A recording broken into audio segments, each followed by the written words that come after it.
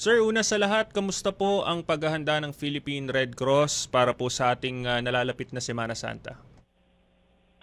Ang Philippine Red Cross ay handang-handa para sa nalalapit na Semana Santa.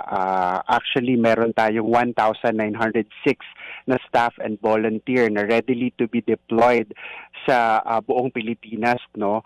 Maliban sa 1,906 na staff and volunteers na i-deploy natin for Semana Santa, magtatayo tayo ng 268 na first aid station sa buong bansa at kasama rin dito ang 135 na welfare desk.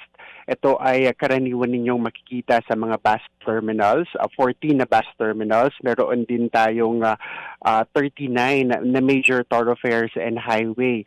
At kasama din dito ang mga simbahan, mga pilgrimage site at mga resort and beaches sa buong Pilipinas. So magtatayo tayo ng mga tents, magde-deploy tayo ng mga volunteers. Kasama din dito ang pag-deploy natin ng 80 na ambulances on-site. Ngunit maliban dito, ang buong fleet of ambulance namin na 178 units ay naka-red alert at naka-standby kung sakaling kakailanganin ng mga ito.